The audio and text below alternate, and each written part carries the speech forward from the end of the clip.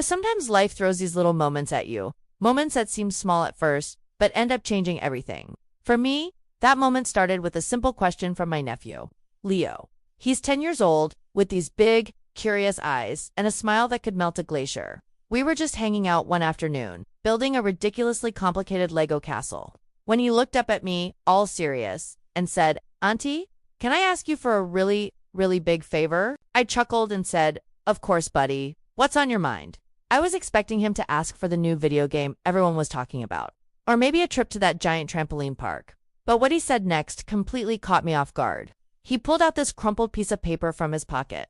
It was a drawing, a very detailed drawing of a treehouse. Not just any treehouse, though. This thing was a masterpiece. It had a rope ladder, a little balcony, a bucket on a pulley, and even a tiny flag on top. He told me it was his dream. He'd been drawing it for months, perfecting every detail. He said all his friends had cool forts, but he wanted something special, something they could all build together. Then he hit me with the big question, "Will you help me build it?" For real. I looked at the drawing, then at his hopeful face, and my heart just melted. How could I say no to that? I knew nothing about building a treehouse. My DIY skills were limited to assembling IKEA furniture, and even that was a 50-50th shot. But in that moment, none of the logical reasons to say no mattered. All that mattered was that look in his eyes. So I took a deep breath and said, "Yes, Leo, let's build your dream treehouse." The sheer joy that erupted from him was incredible. He jumped up and down, cheering like he'd just won the lottery. And in a way, I felt like I had to. That yes was the start of the most chaotic, challenging, and incredibly rewarding summer of my life. The very next weekend, we were at the hardware store.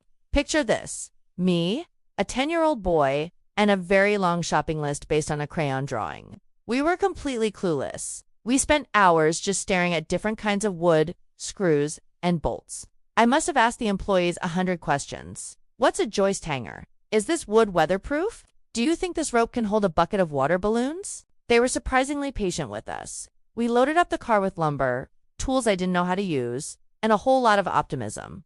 The first day of building was a reality check. We quickly realized that building a treehouse is a lot harder than it looks in the movies. Our first attempt at a platform was so wobbly, it was comical. The measurements were all slightly off. Nothing was square. By the end of the day, we were covered in sawdust, exhausted, and had accomplished very little. I sat on the grass, looking at our lopsided creation, and thought, what have I gotten myself into? But then, Leo came over, handed me a juice box, and said, "It's okay, Auntie, we'll figure it out tomorrow. It's our adventure." And he was right. It wasn't just about the finished product. It was about the process. The next day, my brother, Leo's dad, showed up. He'd heard about our little project, and thankfully, he actually knows how to use a power saw. Soon, a couple of our neighbors wandered over, curious about the commotion. One of them was a retired carpenter. It was like the universe was sending us the help we needed. Our two-person project turned into a community build. Every weekend, our little team assembled. There was laughter, there were arguments over blueprints, and there were so many trips back to the hardware store. The kids in the neighborhood started coming by, not just to watch, but to help. They painted boards, they carried tools, they were the official snack distribution committee. It was amazing to see them all working together, completely absorbed in the project. They weren't on their phones or playing video games. They were outside, building something real with their own hands. We hit so many snags. A week of nonstop rain turned our build site into a mud pit. We ran out of a specific type of screw and had to drive to 3 different stores to find more. At one point, I nearly glued my hand to a piece of wood. It was frustrating, but it was also hilarious. We learned to problem solve together. When we couldn't figure something out, we'd all sit down, look at Leo's drawing, and brainstorm. Every challenge we overcame made us feel more and more accomplished. Slowly but surely, the treehouse started to take shape. The wobbly platform became a sturdy base. The walls went up. The roof, which we were all dreading, actually fit perfectly. The day we attached the bucket and pulley system was a major celebration. The kids spent a solid hour just sending snacks and secret notes up and down. Seeing their faces alight with pure, unadulterated joy was worth every single splinter and sore muscle. The final touch was the flag.